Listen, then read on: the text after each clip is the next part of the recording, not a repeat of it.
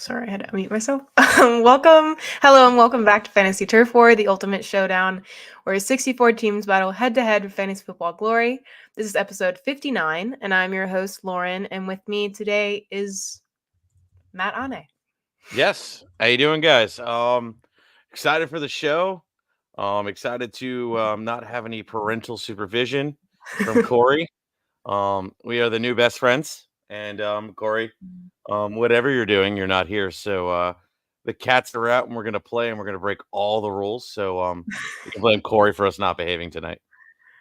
Yeah, you're missing out, Cory. Mm-hmm. All right, so now before we get started, like we've said before, Fantasy Turf War is something totally new, and we need your help with this because no one has ever done a 64-team league like this on YouTube before. So please smash that subscribe button. I did not get a chance to change it from last week, so we're just going to say smash that subscribe button so I don't use the same thing as last week. Also, do not forget to tap the notification bell as well because we do post multiple times a week. And you don't want to miss out on waiver wires or just anything fun. I've been posting fun little clips of us talking and whatnot, so don't want to miss out on those. So we do have a goal of hitting 250 subscribers by Halloween. That is in 2 days. So It's aggressive. everybody watching right now, or that's gonna be watching this, just subscribe, please. Why not? Doesn't hurt anything. Or share it your friends or family, or your mom, your dad, your sister, your uncle, your great Literally anyone. grandpa, sign into your dead grandparents thing and subscribe for them. Whatever it takes, guys. Get us to 250. Get us to 250 by Halloween. 2 Yeah. days. Take all of this way. Take all of Matt's advice.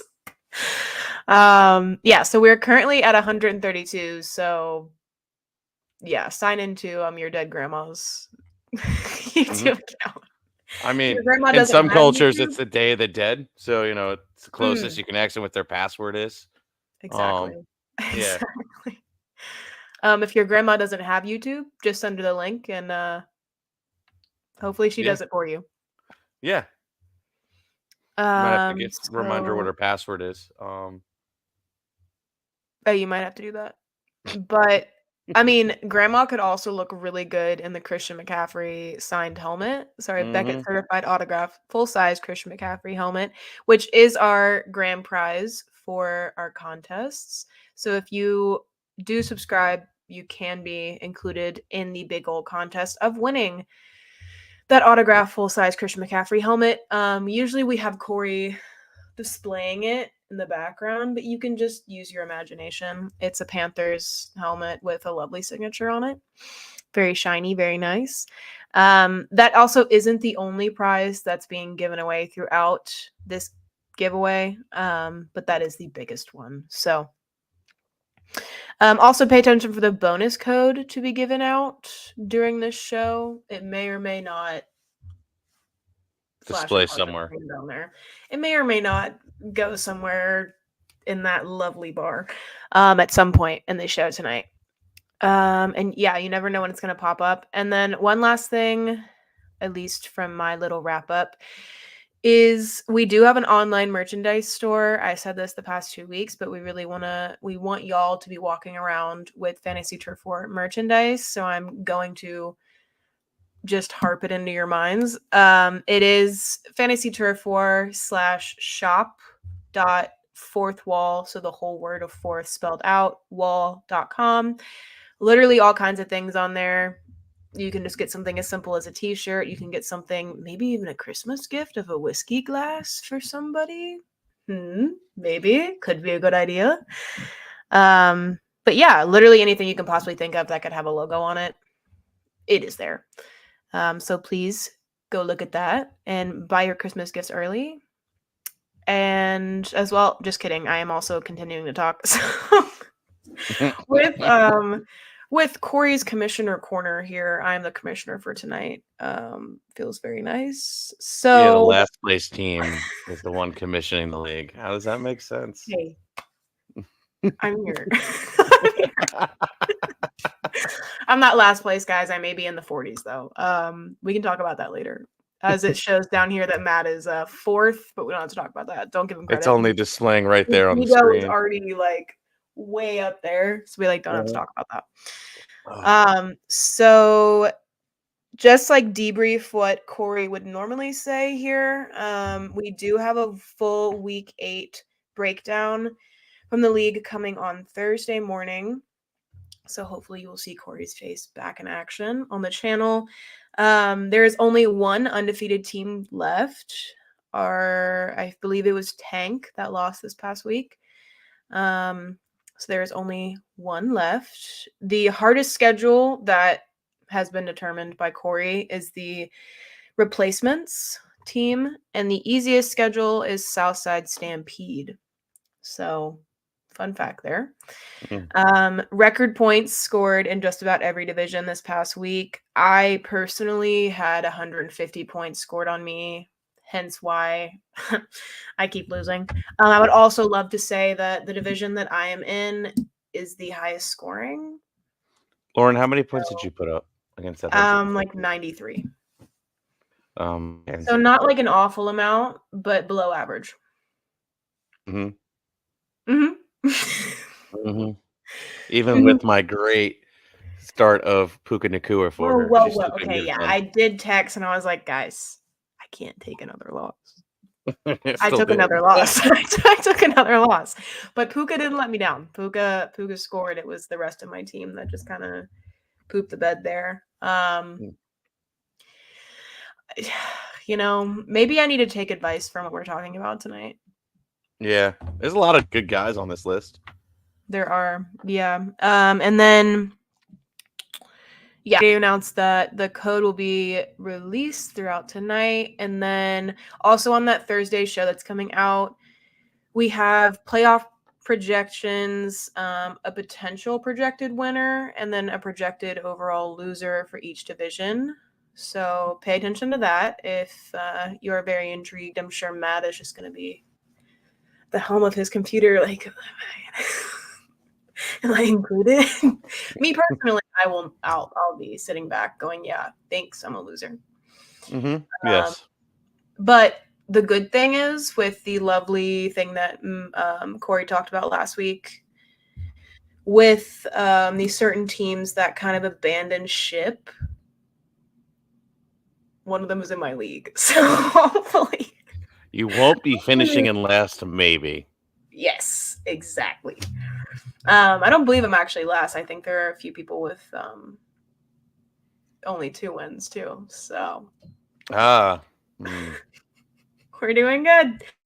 We're doing so good. I also would love to say that in my other fantasy leagues, I am not performing like this. I'm actually like in the top 4 in 2 of them. So thanks, Matt. Thanks. No problem. Thank you for the shrug. Should have listened to me all off season, not just like at the end. It's not the. I mean, it's still the middle of the season, so. I mean, and a draft season. You can't win your draft at the league, but you can lose it. So I mean, Lauren lost it.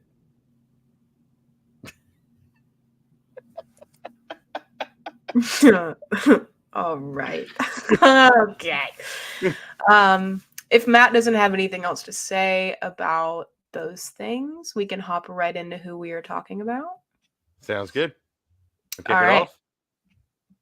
Yeah. So our first player is, we're just doing some player. Well, we're kind of doing the same thing that we did last week. I just want to get into that of the player updates for a couple. So we have 6, I believe. And then we have a few trade fours. Yeah. Okay. So starting off with, Isaac Guerrero. I see the. Starting off strong. I messed it up already. Okay. So I mean, I'll give you that one. I have no idea how to say it either. I'm just giggling because I knew that you thought. Yeah. I think it's Guerrero. Guerrero. Let's go with that. Yeah. Guerrero. Yeah. If you're Isaac, if you're watching this, so sorry. the new Justin Mason of the San Francisco 49ers. You know, he is the automatic slot-in replacement, and he is not playing this week. He has a bye, Mhm. but this is the time to do it. Nobody's looking to add him. Justin Mason is somebody that they're still mad that and praying that he's going to be healthy with his little groin index injury. Jordan And Mason. Jordan Mason, good job, me. Also too, everybody's, thinking that, you know, Christian McCaffrey is going to be back in week 10, but I mean, I've never heard of a running back or any player in the NFL having a simulated practice before in my entire life, which Mhm. tells me that there's a lot of bad signs in terms of him returning. So for me, I don't foresee a groin injury having a 2-week recovery. It usually takes about 4 to 6. I also don't foresee Christian McCaffrey coming back. So what does that tell you? Add Guerrero immediately, pause the podcast, go at him now, and then return for more great advice because we're just going to keep going.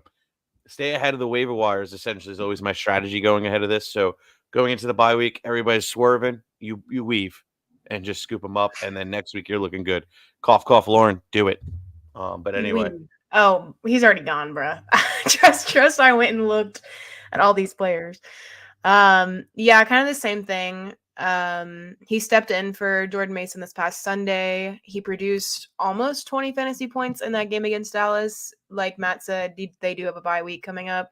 And the only thing that's kind of been discussed via like news sources and fantasy and stuff like that is the fact that McCaffrey technically is able to come back in week 10. Just like Matt said, I don't see him coming back in week 10. Just because you're allowed to come back does not mean that you do and you play to your full potential, especially knowing just how he went to like Germany to have PT and like all that stuff. And I don't know. I just don't see it happening. And he knows his worth as a player. And it's just honestly, I think it's better for him if he just takes the time and maybe playoffs and stuff like that. But I don't see any reason for McCaffrey to rush himself back onto the field. Again, like Matt said, I would run and get Isaac. His stats literally just this year have been 37 carries, 227 yards, and 1 touchdown, averaging 6.1 yards per carry. So I think, yeah, like awesome, solid choice. And I did get that wrong. I have him on of the wrong team here, and I'm staring at it like, wait, what the fuck? not the first time, not the last time. Yeah, I'm like, wait, these names don't add up. She has him just because I just noticed it now that she pointed for the Tampa Bay Rays. No, Buccaneers. What? I'm still in my baseball mode, but Tampa Bay Buccaneers. San Fran 49ers. You Thank know, God, thank God I said where he went because I would have totally laughed so hard and fell off my chair if she read it out and said Tampa Bay Buccaneers. that's the thing too, is like I literally have Jordan Mason and McCaffrey listed in here, and I was like, wait, they're not on that team. I was like, wait. Great job. Yeah, thank you so much. Yeah, just I mean, their running backs have been iffy and getting hurt and yeah. So, I mean, most of their offensive players are kind of like that. They're scoring players. So, I would run and get him. But other than that, we can move on to Mr. Cedric Tillman, who is a wide receiver for the Cleveland Browns. I would love to start with this one. He is a Tennessee alum, so that makes me happy. I recognized his name when you sent the names. Basically, he boomed in the game against Baltimore this past Sunday with almost a 30-point fantasy game, depending on what your fantasy, how your fantasy points and league are set up. He recorded 7 receptions on 9 targets for 99 yards and 2 touchdowns, which is awesome. Basically, my overall just evaluation is that since Amari Cooper has departed from Cleveland, Cedric Tillman has seen a lot more touches, as well as I think Jameis Winston is just creating an environment in Cleveland that they have not seen this year, coming from a quarterback and just in general a leader on the team. I don't know if you saw the pregame speech he gave. Very inspirational, very very Jameis Winston, but it was good. And yeah, I think the chemistry there is really good, and I can see Cedric Tillman continuing to be a really good wide receiver option for Jameis Winston to throw to. Yeah, I mean, what I like about Winston over Watson is one, the obvious moral standpoint that he doesn't like to touch women inappropriately. Nice. Yes. Two, didn't know where I was going with that, right? But Yeah. two, he actually likes to throw the ball deep and he loves to take chances, which means it creates great fantasy production. So I don't care Mhm. about Winston in terms of like fantasy production, in terms of like, real football wise. We're like, oh my God, he threw like 4 picks. I don't care as long as he's throwing the ball deep and making those 50-50 passes, and these receivers are coming down with him. It's fantasy gold. And that's essentially what we want. And that opportunity to have a guy go off because the quarterback has a big pair and is tripping over him as he's throwing the ball because he's just going full send down the field. That's exactly what we want from James Winston and all of his fantasy receivers. I'm never mad when this dude steps on the field. That instantly gives an upgrade to any wide receiver from a Mhm. mediocre quarterback like Watson. So ultimately, I'm totally game for this, and like this is a total upgrade for Tillman, who honestly was completely irrelevant due to the fact that Amari Cooper left, like you said, Lauren, but now also has the upgrade of Winston. He's definitely awesome.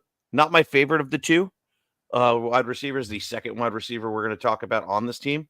Mhm. But I'll let Lauren handle that part since I already gave a nice segue. Yeah. So our next one to talk about is Mr. Elijah Moore, who is a wide receiver for the Cleveland Browns. Y'all should recognize this name. Just he's a little more of a veteran in the NFL than Cedric is, obviously.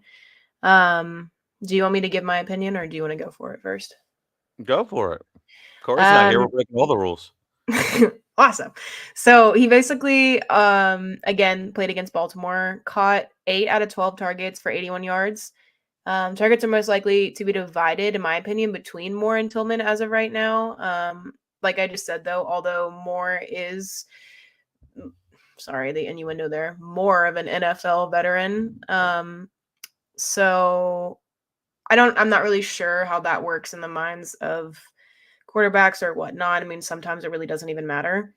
But overall, I mean, his stats for 2024 have been pretty awesome, aside from the fact that he hasn't found the end zone with 30 receptions, 221 yards, 0 touchdowns, but he averages 7.4 yards per carry. So I think yeah, per reception. So I think that's something to definitely look at when you're looking to add either of them to your team. It's yeah, I mean the only difference between Cedric and Elijah is the fact that Cedric has found the end zone, but Elijah Moore has more yards. So it's like a you know. I hear you. I mean, like here's the reason why I like Elijah Moore. Elijah Moore gave me a lot of hope when he was a rookie for the Jets. Mhm. Obviously he had terrible quarterback play, but still was dominant in those times, and then kind of like fell off the next year. They just didn't really trust him. They brought in a lot of other options, and then eventually got shipped off to the Cleveland Browns, which that's like a painstaking place to land. So I mean, I get it. Yeah. That's why he hasn't performed. But now they got a player that essentially a quarterback that can throw to him, and I'm really excited for it. I mean, he got 12 targets in this last game, came down with 8 receptions, 85 yards, and averaged about 10.6 yards per reception. Did the touchdown, but still 12.5 points. I think that there's more in store for him going up against the Chargers next week. A Mhm. decent defense. They've been a lot better than I expected for this year. So ultimately, like I'm all about it, and I think that he's going to be a very valuable fantasy asset going on. It's hard to go out there and find a good wide receiver in the deeper leagues, 12 mans, 14 mans, 16 mans, and he's like the perfect candidate to go out there and add right now. Even in shallow leagues, if this kind of target volume is going his way, you know you can't not add the kid. I mean, he's doing something with it. He's not like Wandale Mhm. Robinson that has 14 targets and come down with 12, but has every reception, behind the line of scrimmage. No, he's getting it, you know, sorry, spit it out, at least 10 yards out, which is fantastic. So that's going to tell you that, there's upside, there's ability to become a fantasy asset week in and week out. So I'm adding him without a doubt. The ownership percentage too is pretty nice. It's at 4% rostered on CBS. So I mean, he's definitely out there in most leagues. I would be adding him every which way I can. Yeah, I would also like to point out that he put up, again, based on your fantasy league and how it's split up, roughly 16 points this past weekend. So, I mean, I could have used that on my team. I could have used that on this team here, but yeah. I hear you. Go for it. All right. Well, our next person is someone that y'all should definitely know who this is. Zach Ertz, who is a tight end for the Washington Commanders.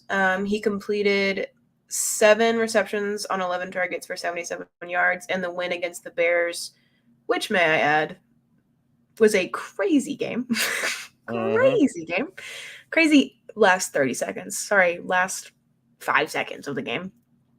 I can't talk too loudly about this because my roommate is a Bears fan and he might be crashing out in his room right now.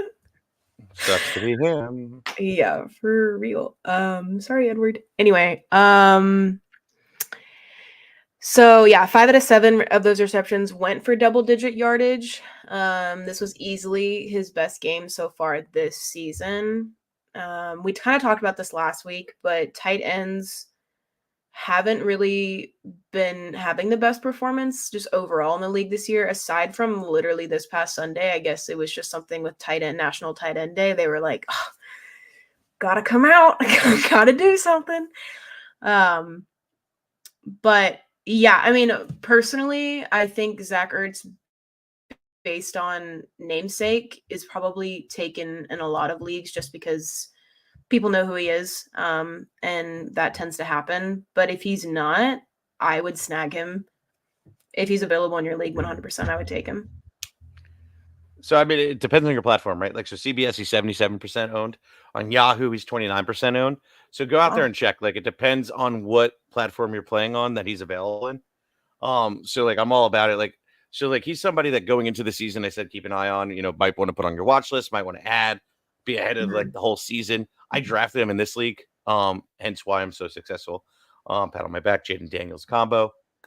Anyway, the stack is real nice, but ultimately, like I foresee this because here's one of the things I like about having a tight end on a team with a rookie quarterback. They tend to lean on those guys. They tend to lean on their tight ends because they're great dump offs and a little escape hatches for them instead of taking the sack or getting the negative yards. And Jaden Daniels is fantastic. He's going to go with the legs, or he's going to dump it off, or he's going to make a really fantastic throw.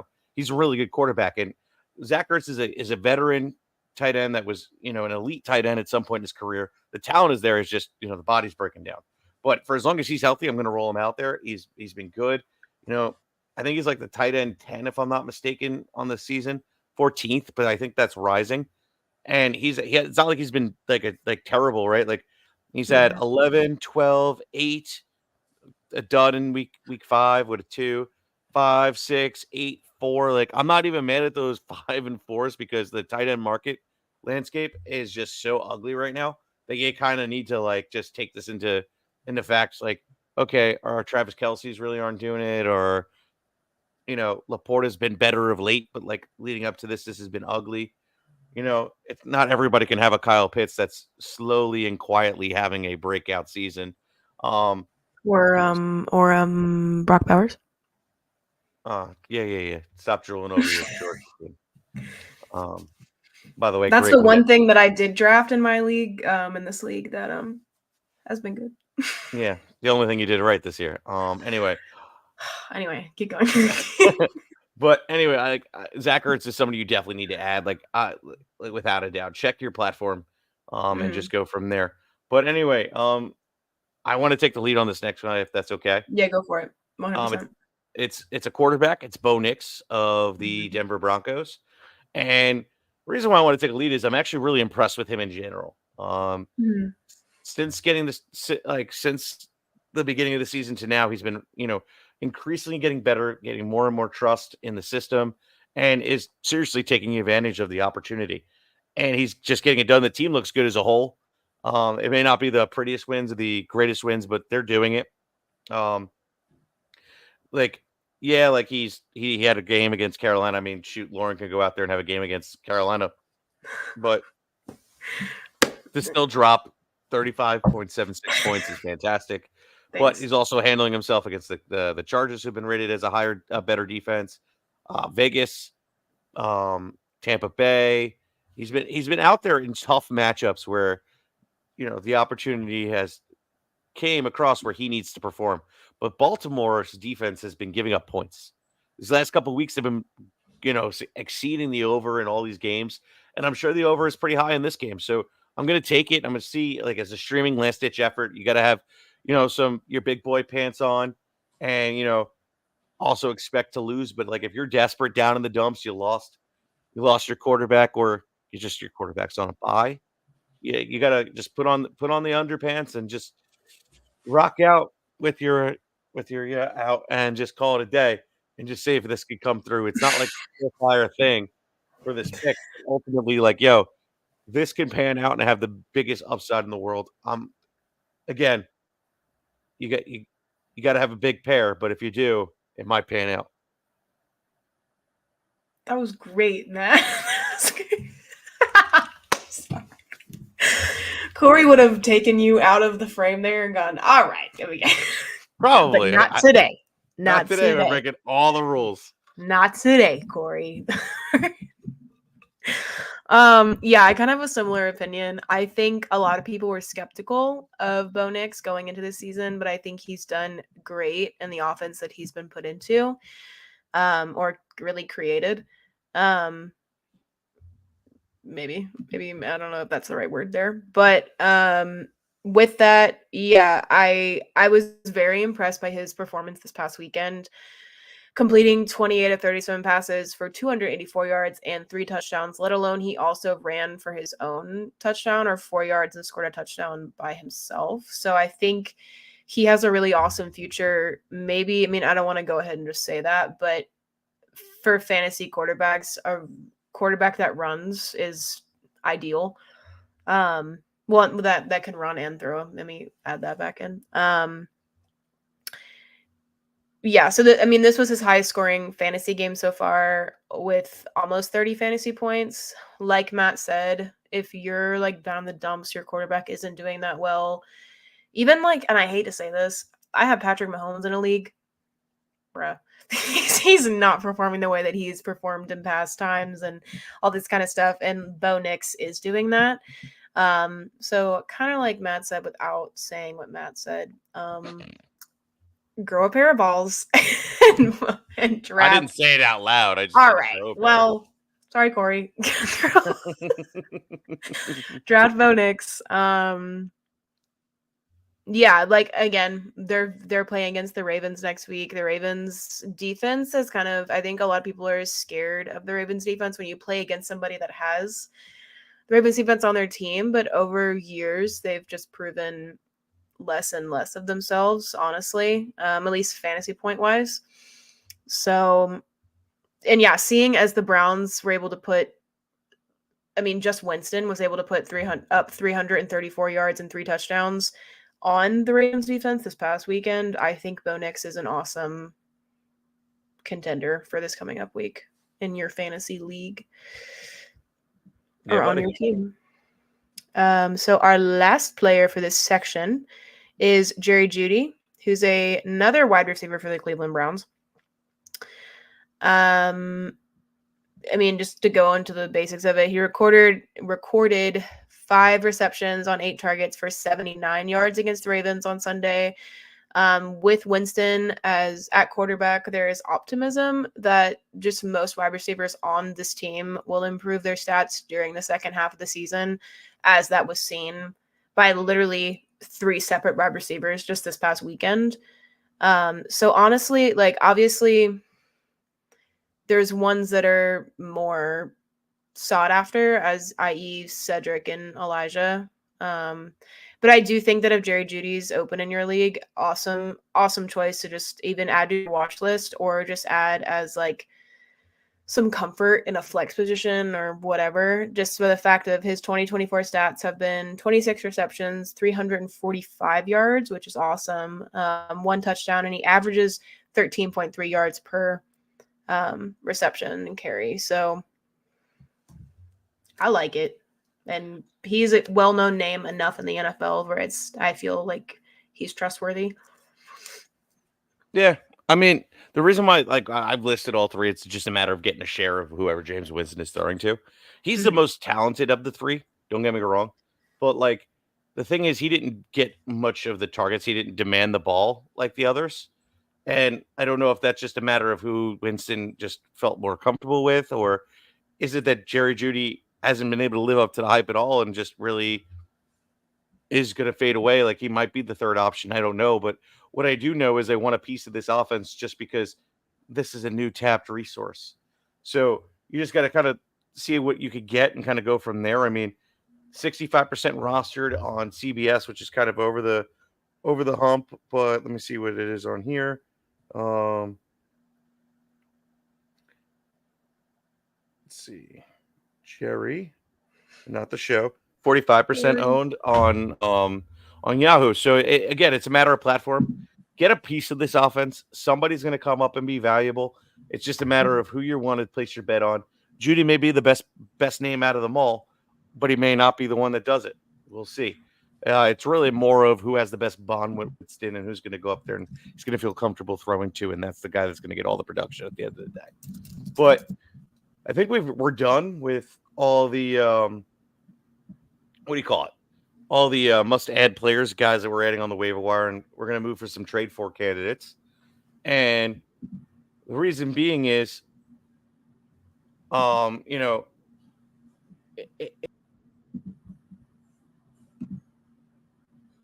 No way. No way, dog. so Hey guys. light and two fingers. I got so nervous. I was like, Yeah, whoopsie daisy. oh my god. Um, I literally, hey guys. So this is my. Okay. Anyway. yeah. So let me get back into it. Sorry. So where I was going with this was, it's time to like not only just try to add players off the waiver wire, but it's also time to go out there and try and trade for players and try and buy low. And also kind of like maybe even sell a little bit high. So Garrett Wilson is a guy that I'm still trying to buy low on. And by buy low, it doesn't mean that I'm going to, offer him a hot bag of garbage or somebody that's like low in the rankings and such, but enough to where I'm paying less than what you paid for in the draft at this point. That is also an upgrade, and I'm not giving up enough capital to upgrade my team and not hurt my team, right? So um, when it comes to Garrett Wilson, people may feel discouraged now that Devontae Adams is there. The offense doesn't look good. So it's time that you might be able to, not only is he, acquirable, but it might be a little bit of a discount. So you can go out there and you can kind of put together an offer that kind of benefits them, gives them a little bit of depth. I love 2-for-1, 3-for-1 deals where you're giving like three guys that definitely fill the holes on that team's needs, but also isn't hurting your roster and is clearly upgrading your starting rotation. So you just got to look at that and kind of build it. Guys from last week, Chuba Hubbard, and other company that we talked about last week are guys you still want to try and move, unless Chuba Hubbard gets moved before trade deadline. So now I'm hearing that he's on the trade block, so he might be a hold. But ultimately, you just got to kind of look and see exactly what's going to work for your team, how can you best upgrade it, and acquire Garrett Wilson for not the price that would be, I guess, a second rounder, third rounder where Garrett Wilson would going. You could trade a guy you drafted in the fifth or sixth, or two guys around that ballpark. You have already won that trade and you've upgraded your lineup. Yeah, I agree. I mean, just in this past week, he had a pretty good game for catching. I don't want to say like astonishing, but pretty good of catching 5 out of 8 targets for 113 yards. It wasn't enough to get the Jets the win against the Patriots. But yeah, he's only really had one game where he's produced less than 10 fantasy points, so single digits in fantasy. So personally, I think if someone is using him as like a bench rider in your league, or just isn't profiting off of what he is able to produce, I think you should hit up that little trade button there. Yeah. I mean, not for nothing too. Like Devontae Adams takes away the ceiling play that they drafted him for, and even though Yeah. he outproduced him this week, it's just he's learning the offense. The fear is still in all those managers' back of their mind, right? When is the day that Devontae Adams takes over and Garrett Wilson becomes the 2? When is that day? That day is probably this week. He's now had a full week and a half, 2 weeks with the team. And they also played the Pittsburgh Steelers and the New England Patriots, which are both good defenses. Now they move into Houston and Arizona and Indy. These are all games where like they can totally take over. He could totally take over and establish his dominance, and the tide could change. So it may not be pulling the trigger this week. It may be pulling the trigger on Monday, trying to get him and go. So just having that in the back of your head, and also having that in the back of their head too, they might want to cash out before it gets too late. So perfect time to pounce and take advantage of that other player. Fair, and that leads us to, we kind of mentioned him earlier with his replacements, but Amari Cooper moved to the Buffalo Bills this season. Personally, not a huge fan of this move. I just think the Bills don't really need him. I think they have enough star power on that team to do what they need to do. They just keep fumbling in the playoffs, but that's beside the point. With like Coleman, Shakir, and Kincaid producing pretty frequent and good numbers.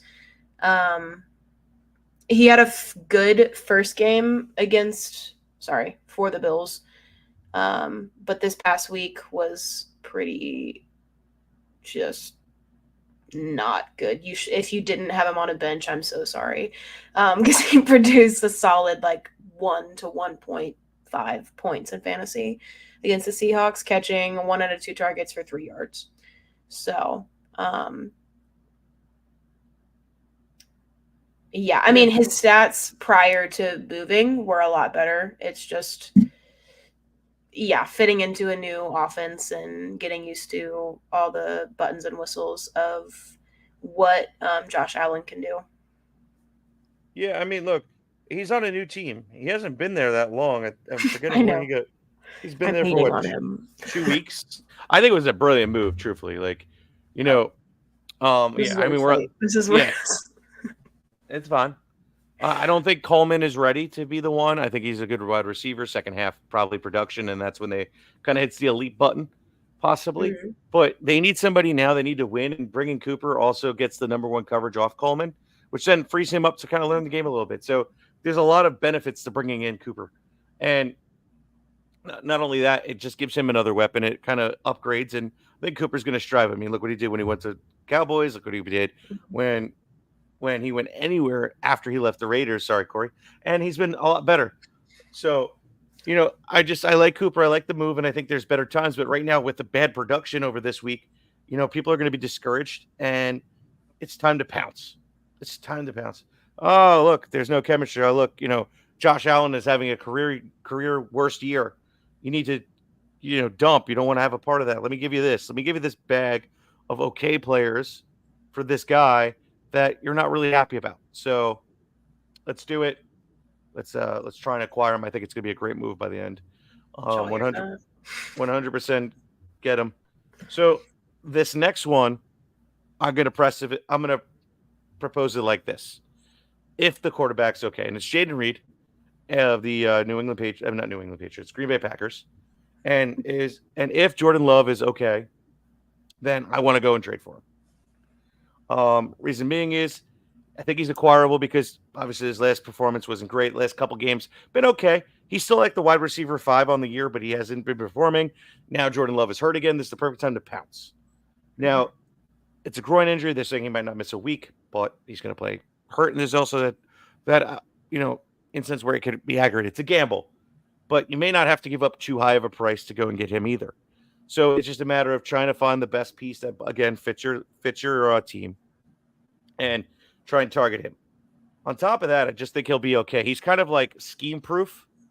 So even if Jordan Love is kind of out, like they do a lot of like quirky stuff like they do with Deebo Samuel, and he's going to be able to, get some guaranteed production that other players aren't going to have, So at worst, he might get you like an 8-point week, and at best, without Jordan Love, he might have you like a 14-point week, which is better than most wide receivers out there anyway. So it is what it is.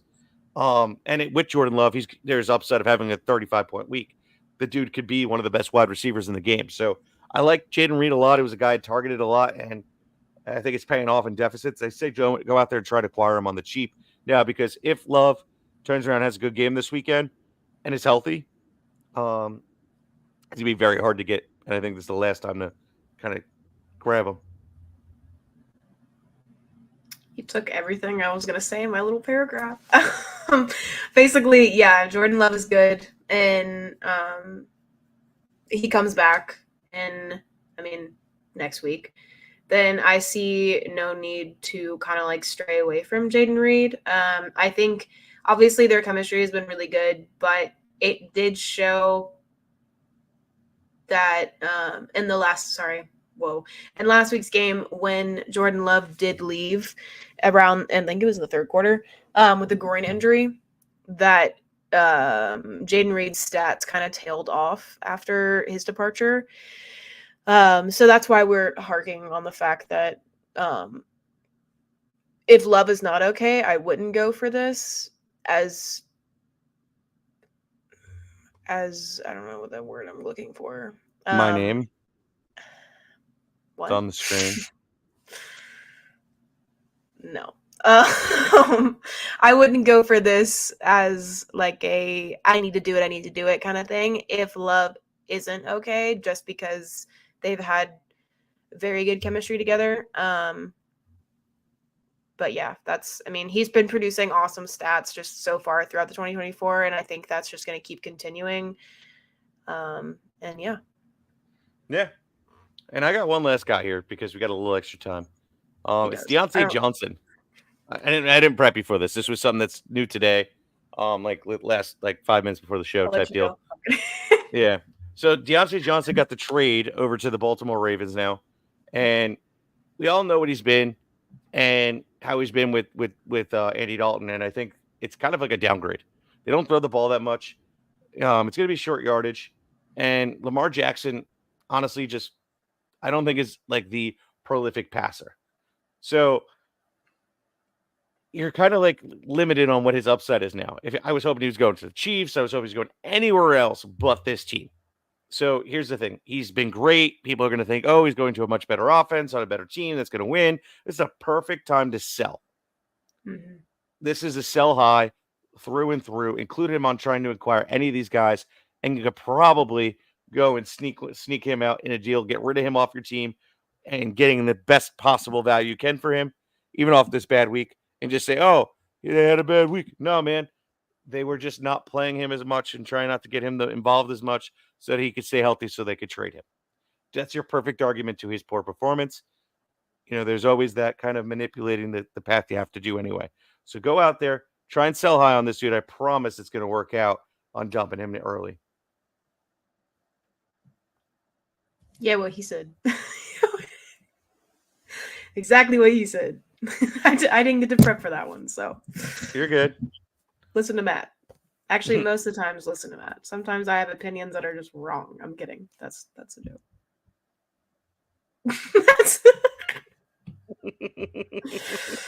Maybe a little iffy there. I have opinions, and sometimes they're really right and sometimes they're really wrong. And you'll never know until next week whether a player that's good or bad. Oh, You'll never know. All right. Well, usually we get to have Cory's opinion in here as well.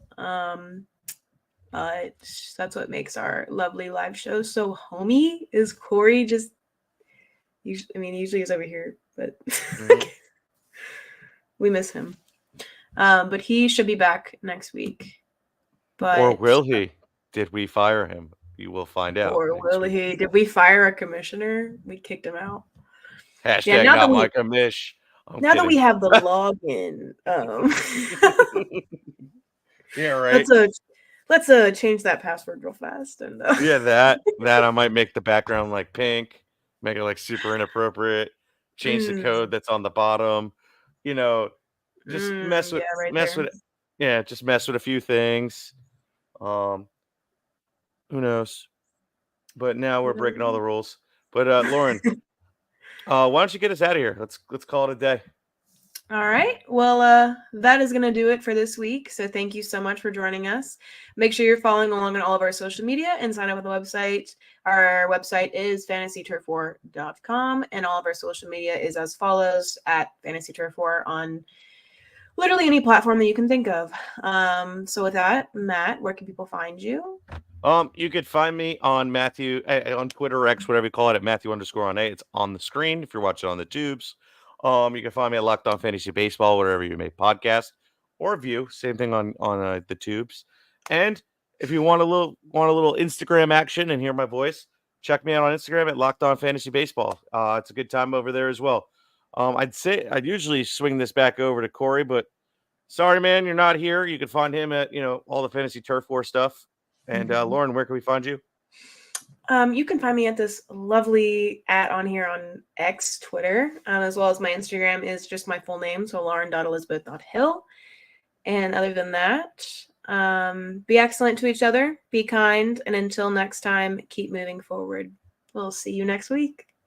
Peace, guys.